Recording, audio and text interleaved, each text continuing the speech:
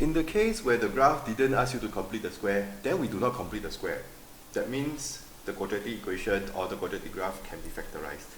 In this case, they say that the diagram below, okay, sorry, I forgot to insert the diagram, but don't worry, we can just draw a quick sketch out of it.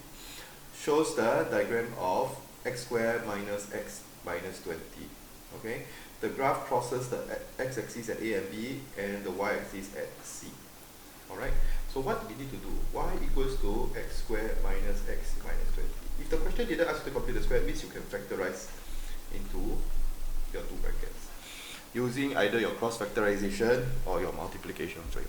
Okay, so when after you do your cross factorization and multiplication frame, you should get like x minus 5, x plus 4. So when you see a quadratic equation, always go and factorize first. If you get in the form of two brackets, don't go and expand. That means they already help you factorize already. Okay? Same thing, now when we have this form, is we find out what is the x-intercept first. Means we sub y equals to 0. Means 0 is equals to x minus 5, x plus 4. This means that x minus 5 equals to 0 or x plus 4 equals to 0. X equals to 5 or x equals to negative 4. Okay? Number 2.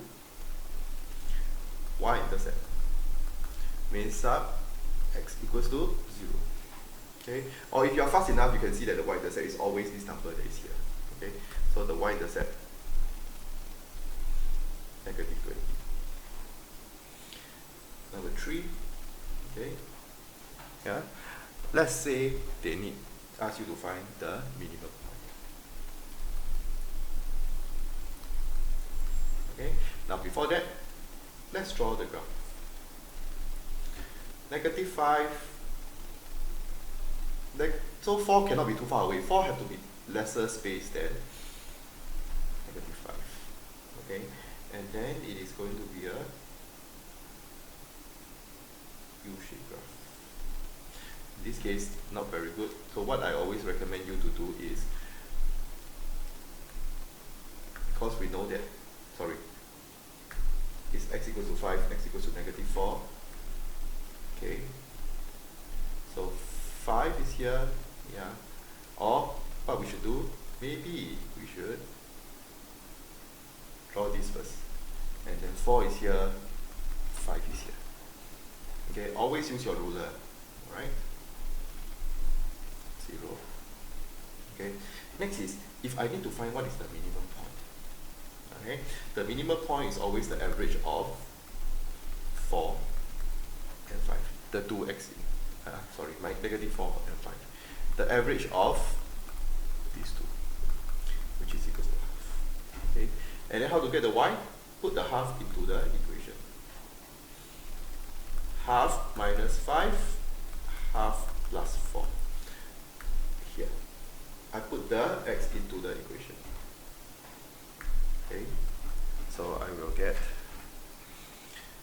negative 4.5 multiplied by 4.5, and that will give me negative 20 and 1/4. So this here is negative 20. So this here will be half, comma, negative 20 and 1/4. So this is how we find the minimum point if we use this factorized form. Okay. Whereas for completing the square, once you complete the square, you already know what is the minimum point already. Okay, and then the line of symmetry, always it will occur here. And what is the x coordinate here? That will be half. So the line of symmetry is x equals to half. Now we can answer them already. So let's say this is A, this is B, this is C. Okay, so for A will be negative 4, 0.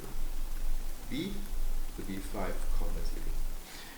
C will be 0, negative 20. Write down the turning point of the graph. The turning point is always in the middle of the two x values. So the turning point, and the turning point, it has to be a coordinate. Half, negative 20 and 1/5. And the line of symmetry is always occur at the turning point. So x equals to half. Okay. So in this case, the question didn't ask you to complete the square, then don't complete the square.